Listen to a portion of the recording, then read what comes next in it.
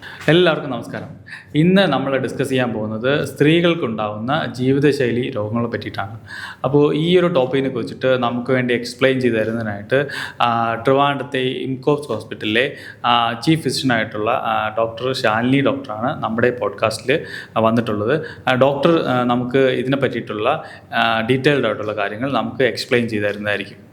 Hi doctor, നമുക്ക് സ്ത്രീകളിൽ നോർമലായി കാണുന്ന ജീവിതശൈലി രോഗങ്ങൾ എന്തൊക്കെയാണെന്നൊന്ന് പറഞ്ഞുതരാമോ? സ്ത്രീകളിൽ പ്രധാനമായിട്ട് കാണുന്ന ജീവിതശൈലി രോഗങ്ങൾ എന്ന് പ്രധാനമായിട്ട് പറയാൻ പറ്റുന്നത് ഈ ഹോർമോൺ തകരാറുകളാണ്. ഒരുപാട് പ്രശ്നങ്ങൾ ഈ ജീവിതശൈലിയുമായിട്ട് ബന്ധപ്പെട്ട് സ്ത്രീകളിൽ വരുന്നുണ്ട്. ഗൈനക്കോളജിക്കലായിട്ടുള്ള ഇഷ്യൂസ് കമ്പാരിറ്റീവ്ലി മുന്നേ കാണുന്നതിലും കൂടുതലായിട്ട് ഇപ്പം ആളുകൾ വരുന്നുണ്ട്.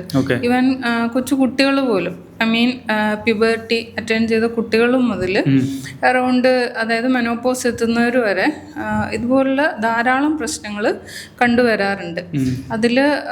അത് കൂടാതെ തന്നെ മറ്റേ ഡയബറ്റീസ്, ഇതാണ് പ്രധാനമായിട്ടും വരുന്ന ഹോർമോൺ തകരാറുകൾ. അതായത് തൈറോയിഡ്, PCOD, PCOS അങ്ങനെയുള്ള ഇഷ്യൂസ്. അതുകൂടാതെ ഈ PCOD ആയിട്ട് റിലേറ്റഡ് ആയിട്ടുള്ള കുറേ സൗന്ദര്യ പ്രശ്നങ്ങൾ, അതായത് മുടി കൊഴിച്ചിൽ, അതുപോലെ മുഖക്കുരു, അതുപോലെ മുഖത്ത് രോമം വളരുക, കഴുത്തിന് ചുറ്റും കറുപ്പ് വരിക, അങ്ങനെയുള്ള ഒരുപാട് സൗന്ദര്യ പ്രശ്നങ്ങളും ഇത് റിലേറ്റഡ് ആയിട്ട് വരുന്നുണ്ട്. ഇതെല്ലാം ജീവിതശൈലിയായിട്ട് ബന്ധപ്പെട്ട് കിടക്കുന്ന. കൂടാതെ അമിതവണ്ണം ഇതിനൊരു പ്രധാന കാരണമാണ്. അപ്പം അതും ഇതിൻ്റെ ഭാഗമായിട്ട് വരുന്നുണ്ട്. പിന്നെ ഡയബറ്റീസ്, അതുപോലെ ഈ അസ്ഥികൾക്കുള്ള ബലക്കുറവ്, പ്രായമായ സ്ത്രീകളിൽ അസ്ഥികൾക്കുള്ള ബലക്കുറവ്, തേയ്മാനം, ഇതെല്ലാം ഇതുമായിട്ട് ഹൃദ്രോഗങ്ങൾ, പ്രഷർ, അതായത് ഹൈ ബ്ലഡ് പ്രഷർ, അങ്ങനെയുള്ള പ്രശ്നങ്ങളെല്ലാം, ധാരാളം പ്രശ്നങ്ങൾ ജീവിതശൈലിയായിട്ട് ബന്ധപ്പെട്ട് സ്ത്രീകളിൽ കമ്പാരിറ്റീവ്ലി പുരുഷന്മാരെക്കാളിലും കൂടുതൽ സ്ത്രീകളിൽ വരുന്നുണ്ട്. പ്രധാനമായിട്ട് ഈ ഹോർമോൺ ഇഷ്യൂസ് തന്നെയാണ് വരുന്നത്. ഡോക്ടർ, പിന്നെ ഈ ഏർലി പ്യൂബർട്ടി ഇപ്പം കൂടുതലായിട്ട് വരുന്നുണ്ടോ? അങ്ങനെ ഏർലി പ്യൂബർട്ടി ഇപ്പം കുറച്ച് കൂടുതലായിട്ട് വരുന്നുണ്ട്. അതായത് മാക്സിമം പെൺകുട്ടികൾ 10 വയസ്സിനൊക്കെ മുന്നേ തന്നെ പ്യൂബർട്ടി അറ്റൈൻ ചെയ്യുന്നതായിട്ട് കാണുന്നുണ്ട്. അതിൻ്റെ പ്രധാന കാരണം എന്ന് പറഞ്ഞാൽ ഇപ്പോഴത്തെ ഫുഡ് ഹാബിറ്റ്സ് തന്നെയാണ്. ഫുഡ് ഹാബിറ്റ്സും പിന്നെ ഒരു സെഡൻഡറി ലൈഫ് സ്റ്റൈലും. അതായത് കുട്ടികൾക്ക് ചെയ്യാൻ പണിയൊന്നുമില്ല, പ്രത്യേകിച്ച് കളിക്കാനായിട്ട് പുറത്തു പോകുന്നില്ല, വീട്ടിലെ ജോലിയൊന്നും ചെയ്യണ്ട, എപ്പോഴും സ്ക്രീൻ ടൈമാണ്, TV, മൊബൈല്, അതുപോലുള്ള സ്ക്രീനിലായിരിക്കും കുട്ടികൾ കൂടുതൽ സമയം. ഇങ്ങനെ വരുന്ന സമയത്ത് പിന്നെ ഇതുപോലുള്ള ജങ്ക് ഫുഡ്സ്, അതുപോലെ ബേക്കറി, ഫ്രൈഡ് ആയിട്ടുള്ള ഐറ്റംസ്, ഇങ്ങനെയുള്ള ഫുഡ് ഹാബിറ്റ്സും എല്ലാം ഈ കൊച്ചു കുട്ടികളെ അവരുടെ ഹോർമോൺ ഈ ഒരു സമയമാകുമ്പോഴേക്കും, പ്യൂബർട്ടി അറ്റൈൻ ചെയ്യാനുള്ള സമയമാകുമ്പോഴേക്കും ഇതാകെപ്പാടെ എല്ലാം പ്രശ്നമാകും. നേരത്തെയുള്ള അവരുടെ ആ ഒരു സിസ്റ്റമേ അവർക്ക് തകരാറിലാവുന്ന പോലെയുള്ള പ്രശ്നങ്ങൾ കാണാറുണ്ട്.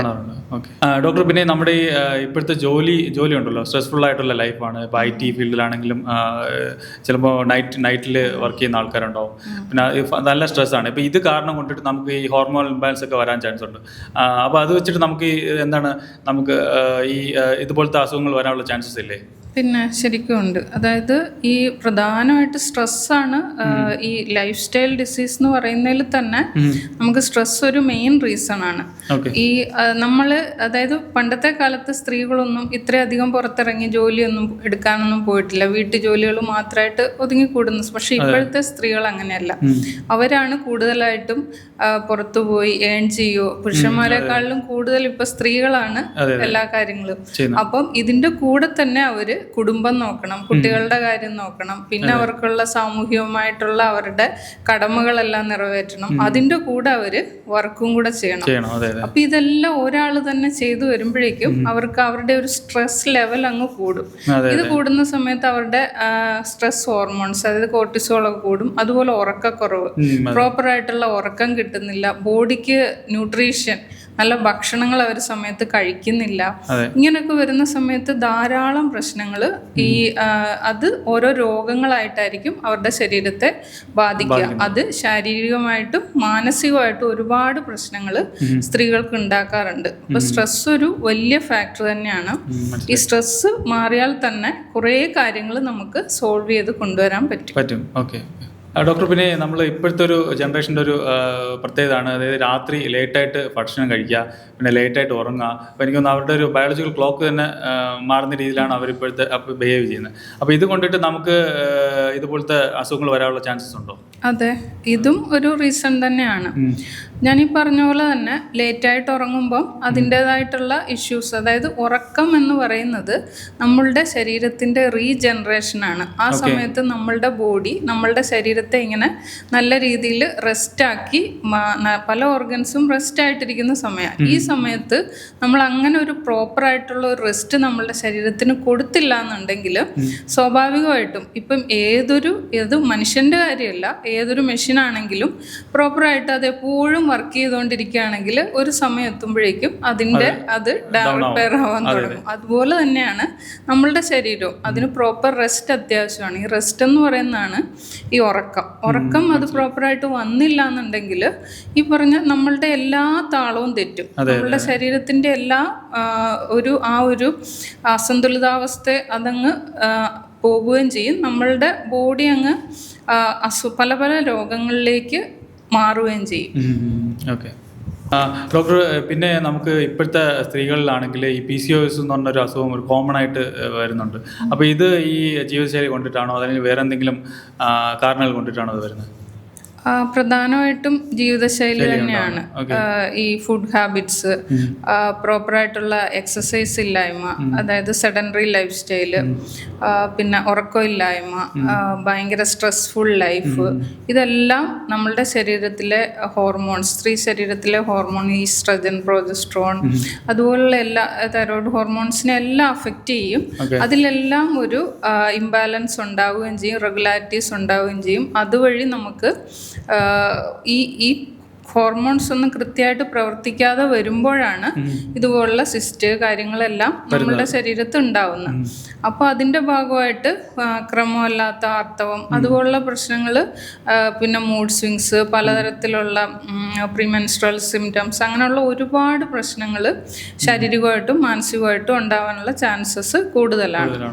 ഇപ്പം നമ്മൾ ഈ PCOS കൊണ്ടിട്ട് നമുക്ക് ഇൻഫെർട്ടിലിറ്റി വരാനുള്ള ചാൻസസ് ഉണ്ടോ?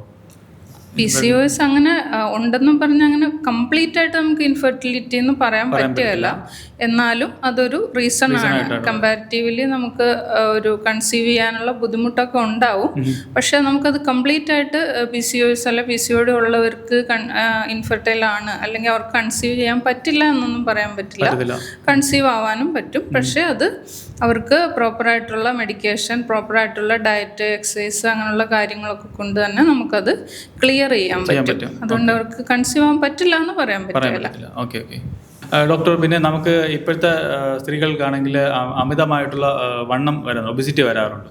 അപ്പോൾ ഇത് നമുക്ക് ഈ ഒരു ലൈഫ് സ്റ്റൈൽ കൊണ്ടിട്ടാണോ അല്ലെങ്കിൽ ഈ ഹോർമോണലിൻ്റെ ഇഷ്യൂ കൊണ്ടിട്ടാണോ, ഇത് എന്തുകൊണ്ടിട്ടാണ് ഇത് വരുന്നതെന്ന് പറഞ്ഞുതരാം? അത് ഇപ്പം മാക്സിമം എല്ലാവരും സെഡൻഡറി ലൈഫ് സ്റ്റൈലാണ്, ഇരുന്നിട്ടുള്ള ജോലിയാണ് കൂടുതലും ചെയ്യുന്നത്. ശാരീരിക അധ്വാനം അധികമായിട്ട് വരുന്നില്ല. അങ്ങനെയുള്ള സമയത്ത് സ്വാഭാവികമായിട്ടും നമ്മൾക്ക് ഒരു എക്സസൈസ് ഇല്ലാതെ വരുമ്പം നമ്മളുടെ ബോഡി സ്വാഭാവികമായിട്ടും വണ്ണം വയ്ക്കാനുള്ള ചാൻസസ് കൂടുതലാണ്. അതേസമയം പണ്ട് കാലത്തൊക്കെ ആണെങ്കിൽ ഇപ്പം എല്ലാത്തിനും മെഷീനാണ്. പണ്ട് കാലത്താണെങ്കിൽ എല്ലാവരും എല്ലാ കാര്യങ്ങളും, ഈവൻ വെള്ളം കോരുന്നതാണെങ്കിലും മറ്റേ കിണറ്റിൽ നിന്ന് വെള്ളം കോരുക, അരയ്ക്കുന്നതാണെങ്കിലും അരകല്ലിൽ അരയ്ക്കുക, അതുപോലെ ഇപ്പൊ തൂക്കുക, തുടയ്ക്കുക, അങ്ങനെയുള്ള എല്ലാ കാര്യങ്ങളും അവര് കൈവച്ച് അല്ലെ അവരുടെ ശരീരം കൊണ്ടാണ് ചെയ്തുകൊണ്ടിരുന്നത്. പക്ഷെ ഇപ്പൊ അതിനെല്ലാം മെഷീനൈസ്ഡ് ആയി. ആ സമയത്ത് ഈ ജോലികളൊക്കെ വെറുതെ ഒറ്റ സെക്കൻഡിൽ അങ്ങ് ചെയ്തു തീർക്കുക. അതൊക്കെ നല്ലത് തന്നെയാണ്. പക്ഷേ എന്നിരുന്നാലും ഇങ്ങനെ നമ്മൾ ചെയ്യുകയാണെങ്കിൽ അതിൻ്റെ കൂടെ തന്നെ നമ്മളൊരു എക്സസൈസ് പോലെ നമ്മളുടെ ശരീരത്തിന് ഒരു ആയാസമില്ലാത്ത രീതിയിൽ നമ്മളുടെ ബോഡി നല്ല ഹെൽത്തി ആയിട്ട് കൊണ്ടുപോകുന്ന രീതിയിലുള്ള എക്സസൈസുകളും കൂടെ നമ്മൾ ഇതിൻ്റെ കൂടെ ചെയ്യണം. അതെ, മനസ്സിലായി. അല്ലെങ്കിൽ നമുക്ക് ഇതുപോലത്തെ ഒബിസിറ്റിന് അങ്ങനെയുള്ള ഇഷ്യൂസ് കൂടുതലായിട്ട് വരും. ഒന്നുമില്ലെങ്കിലും ഇപ്പം നമുക്ക് അറ്റ്ലീസ്റ്റ് വർക്കൗട്ടൊന്നും ചെയ്യാൻ പറ്റില്ലെങ്കിലും അഥവാ യോഗ അതുപോലുള്ള ചെറിയ ചെറിയ എക്സസൈസ് വീട്ടിൽ നിന്ന് തന്നെ ചെയ്യാം. ഒന്നും പറ്റിയില്ലെങ്കിൽ അറ്റ്ലീസ്റ്റ് നടക്കുമെങ്കിലും ചെയ്യണം. അതായത് കുറച്ചൊരു നടക്കുക. അപ്പം പണ്ട് ഇതുപോലെ വാഹന സൗകര്യം ഒന്നും കൂടുതലായിട്ടില്ല. അപ്പം മാക്സിമം എല്ലാവരും ഒരു സ്ഥലത്ത് നിന്ന് അടുത്ത സ്ഥലത്തോട്ട് നടന്നു തന്നെയാണ് പോയിക്കൊണ്ടിരുന്നത്. ഇപ്പൊ ഇപ്പൊ എല്ലാരും അടുത്തൊരു കടയിൽ പോണെങ്കിൽ പോലും വണ്ടിയിലേ പോകുള്ളൂ. അപ്പൊ അങ്ങനെയൊക്കെ വരുന്ന സമയത്ത് നമ്മളുടെ ശരീരത്തിന് തീരെ ഒരു ആയാസം ഇല്ലാതെ വരികയാണ്. അപ്പൊ അങ്ങനെയുള്ള എക്സസൈസ് ഇല്ലായ്മ വരുമ്പോൾ സ്വാഭാവികമായിട്ടും ഒബിസിറ്റി. പിന്നെ ഇതിന്റെ കൂടെ തന്നെ എന്തെങ്കിലും പാരമ്പര്യം ഉണ്ടെങ്കിലോ അല്ലെങ്കിൽ ഇവര് നല്ല രീതിയിൽ കുറച്ച് ഭക്ഷണം കഴിക്കുകയാണെങ്കിലോ അല്ലെങ്കിൽ ഹോർമോണൽ ഇംബാലൻസ് ഉണ്ടെങ്കിലോ ഇതെല്ലാം പ്രസിപ്പിറ്റേറ്റിംഗ് ഫാക്ടറായിട്ട്, പിന്നെ കുറച്ച് സ്ട്രെസ് ഒക്കെ ഉണ്ടെങ്കിൽ തീർച്ചയായിട്ടും നല്ല രീതിയിലുള്ള വണ്ണം വയ്ക്കും. മനസ്സിലാവും.